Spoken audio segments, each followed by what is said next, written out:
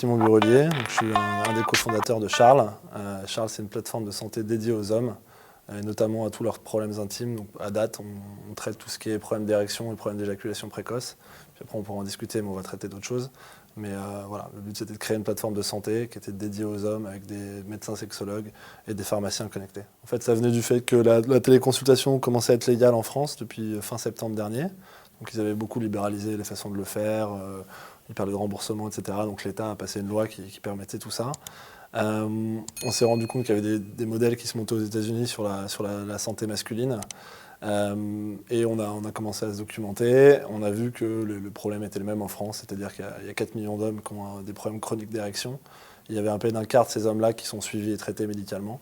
Donc il y a beaucoup d'hommes soit qui ne se traitent pas du tout et laissent mourir leur vie sexuelle, soit beaucoup d'entre eux qui vont acheter sur Internet des contrefaçons, toutes sortes de compléments alimentaires, de la poudre de perlimpinpin, etc. Donc en gros, on partait de ce constat de dire qu'il y a toute une base d'hommes qui ne va pas se traiter et de comment nous, avec tous les moyens modernes de la téléconsultation, etc., on pouvait créer un parcours de soins qui allait leur permettre de se libérer à ce niveau-là, d'en parler, de se traiter correctement, de façon sûre avec des vrais professionnels. On a lancé fin mai dernier. On a eu plusieurs milliers de clients déjà, donc on avait lancé que sur une seule verticale qui était les troubles de l'érection. On a eu nos premiers, on appelle pas ça des clients, on appelle ça des patients, mais on a eu nos premiers patients du coup parce qu'on avait fait un gros coup RP, ça on pourra en discuter. Mais l'idée, on s'est adossé à l'IFOP pour faire un sondage pour le lancement sur les Français et leurs problèmes d'érection.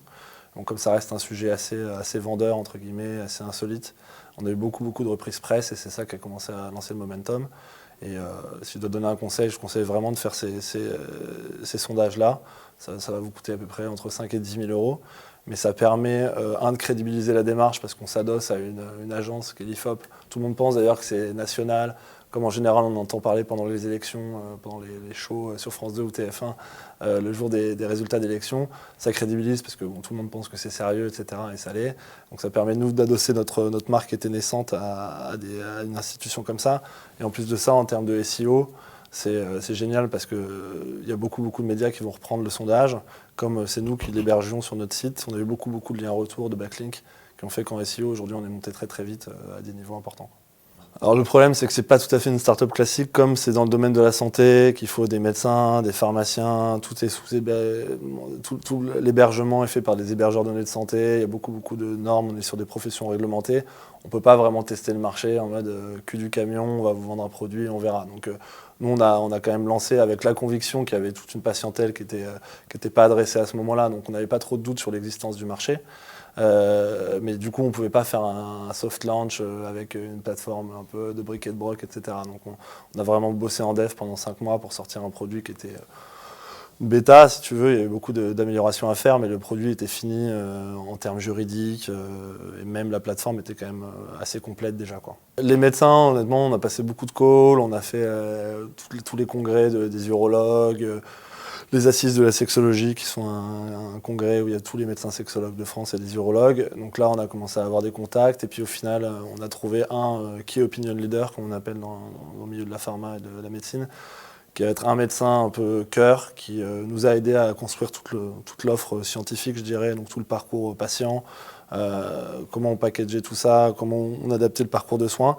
Et puis après, qui nous a beaucoup aidé aussi à recruter les médecins qu'on a aujourd'hui. Donc on a vraiment eu une tête de pont, un leader dans sa communauté qui a permis de recruter et nous, de nous donner tout l'aspect scientifique et toute la guidance scientifique.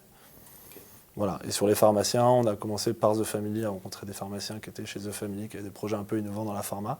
Et puis au fur et à mesure, on a réussi à en recruter à partir de ce premier pharmacien qu'on a trouvé. Le parcours patient, en gros, quelqu'un qui vient sur la plateforme, il va avoir de l'info, on a un blog, on a plein de choses.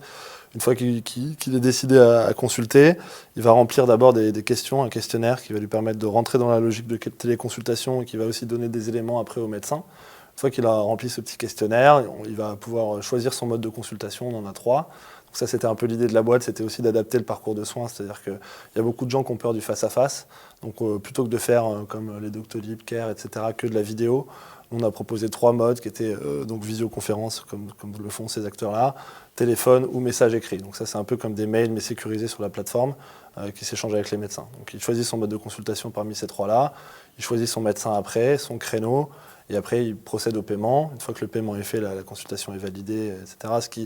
Comme le paiement se fait en amont, c'était très intéressant pour les médecins parce qu'il y a beaucoup de problèmes de no-show chez les médecins en général. Et donc nous, comme il n'y a pas de no-show, enfin comme il s'est payé en avance, toutes les consultations se font. Et même en termes de... il y a beaucoup de médecins qui ont tendance à faire du surbooking parce qu'ils savent que dans leur journée, il y a des gens qui ne viendront pas. Là, nous, on arrive à respecter tous les horaires parce que tout est payé en avance, quoi.